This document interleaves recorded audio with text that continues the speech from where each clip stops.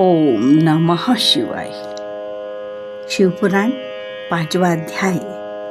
बिंदुक का पिशाच योनि से उद्धार। सूत जी बोले, शौनक, एक दिन चंचुला आनंद में मग्न उमा देवी के पास गई और दोनों हाथ जोड़कर उनकी स्तुति करने लगी। चंचुला बोली, हे गिरिराज नंदिनी, स्कंद माता उमा, आप सभी मनुष्यों एवं देवताओं द्वारा पूज्य तथा समस्त सुखों को देने वाली हैं। आप शंभु प्रिया हैं। आप ही सगुणा और निर्गुणा हैं। हे सच्चिदानंद स्वरूपिणी, आप ही प्रकृति की पोषक हैं।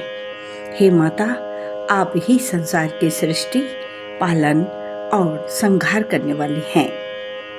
आप ही ब्रह्मा, विष्णु और महेश को उत्तम प्रतिष्ठा देने वाली परम भक्ति हैं, परम शक्ति हैं। सूत जी कहते हैं, शौनक, सद्गति प्राप्त चंचुला इस प्रकार देवी की स्तुति कर शांत हो गई। उसकी आंखों में प्रेम के आंसू उमड़ आए। तब शंकर प्रिया भक्त वत्सला उमा देवी ने बड़े प्रेम से चंचुला को चुप कराते हुए कहा, सखी चंचुला, मैं तुम्हारी स्तुति से प्रसन्न हूँ। बोलो, क्या वर मांगती हो? चंचुला बोली, हे गिरिराज कुमारी, मेरे पति बिंदुक इस समय कहाँ हैं? उनकी कैसी गति हुई है, मुझे बताइए और कुछ ऐसा उपाय कीजिए ताकि हम फिर से मिल सके। हे महादेवी, मेरे पति एक शूद्र जाति वैश्या के प्रति आसक्त थे और पाप में ही डूबे रहते थे। गिरिजा बोली, बेटी, तुम्हारा पति बिंदुक बड़ा पापी था। उसका अंत बड़ा भयानक हुआ।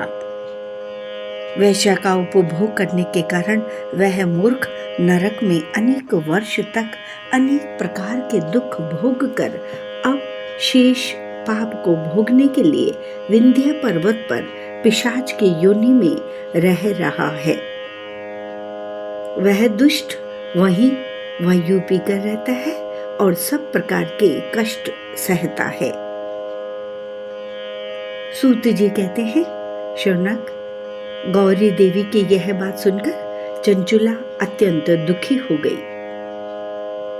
फिर मन को किसी तरह स्थिर करती हुई दुखी हृदय से माँ गौरी से उसने एक बार फिर पूछा, हे महादेवी, मुझ पर कृपा कीजिए और मेरे पापी पति का अब उद्धार कर दीजिए। कृपा करके मुझे वह उपाय बताइए जिससे मेरे पति को उत्तम गति प्राप्त हो सके। गौरी देवी ने कहा, यदि तुम्हारा पति बिंदुक शिव पुराण की पुण्यमयी उत्तम कथा सुने तो वह इस दुर्गति को पार करके उत्तम गति का भागी हो सकता है। अमृत के समान मधुर गौरी देवी का यह वचन सुनकर चंचुला ने दोनों हाथ जोड़कर मस्तक झुकाकर उन्हें बारंबार प्रणाम किया तथा प्रार्थना की कि मेरे पति को शिव पुराण सुनाने की व्यवस्था कीजिए। ब्राह्मण पत्नी चंचुला के बार बार प्रार्थना करने पर शिव प्रिया गौरी देवी ने भगवान शिव की महिमा का गान करने वाले गंधर्वराज तुम्बुरो को बुलाकर कहा, तुम्बुरो, तुम्हारी भगवान शिव में प्रीति है। तुम मेरे मन की सभी बातें जानकर मेरे कार्यों को सिद्ध करते हो। तुम मेरी इस सखी के साथ विंध्य पर जाओ। वहाँ एक महाघोर और भयंकर पिशाच रहता है। पूर्व जन्म में वह पिशाच बिंदुक नामक ब्राह्मण मेरी इस सखी चंचुला का पति था। वह वैश्यागामी हो गया। उसने स्नान, संध्या आदि नित्य कर्म छोड़ दिए। क्रोध के कारण उसकी बुद्धि भ्रष्ट हो गई। दुर्जनों से उसकी मित्रता तथा सज्जनों से द्वेष बढ़ गया था। वह अस्त्र शस्त्र से हिंसा करता, लोगों को सताता और उनके घरों में आग लगा देता था। चंडालों से दोस्ती करता, वह रोज वेश्या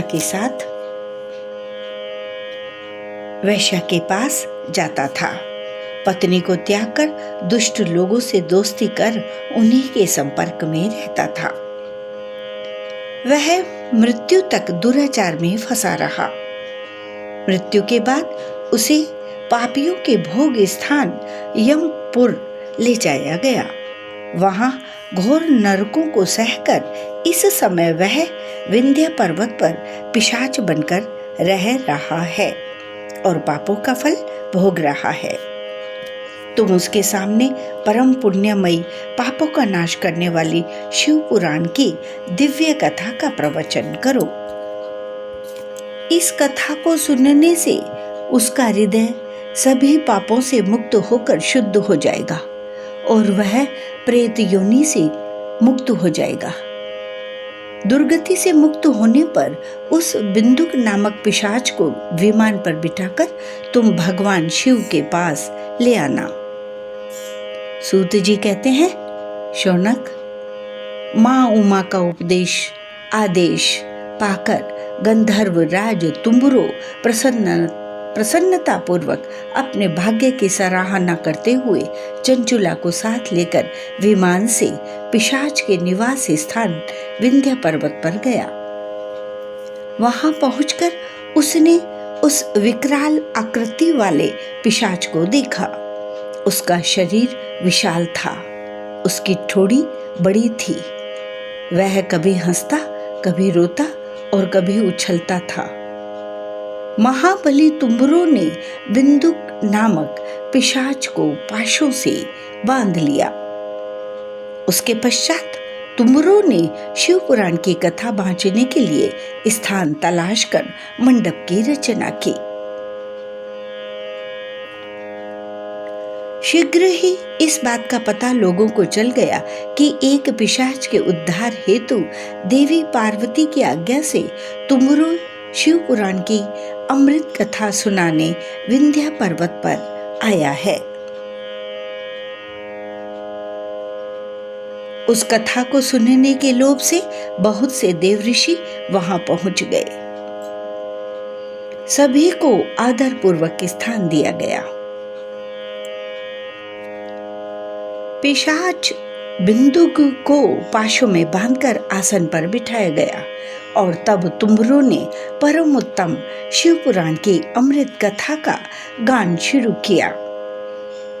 उसने पहली विद्वेश्वर संहिता से लेकर 7वीं वायु संहिता तक शिव पुराण की कथा का स्पष्ट वर्णन किया। सातों संहिताओं सहित शिव पुराण को सुनकर सभी श्रोता कृतार्थ हो गए। परम पुण्यमय शिव पुराण को सुनकर पिशाच सभी पापों से मुक्त हो गया और उसने पिशाच शरीर का त्याग कर दिया। शीघ्र ही उसका रूप दिव्य हो गया। उसका शरीर गौर वर्ण का हो गया। शरीर पर श्वेत वस्त्र एवं पुरुषों के आभूषण आ गए।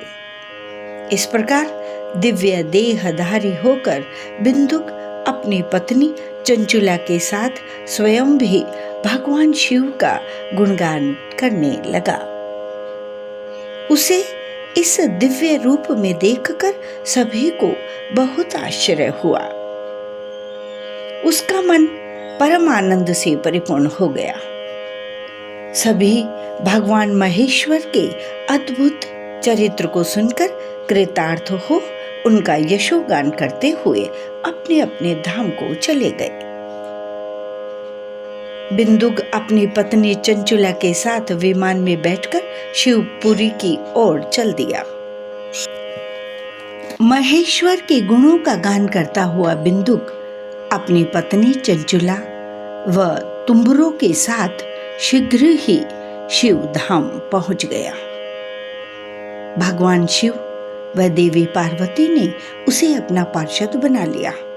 दोनों पति पत्नी सुखपूर्वक भगवान महेश्वर एवं देवी गौरी के श्री चरणों में अविचल निवास पाकर धन्य हो गए। ओम नमः शिवाय।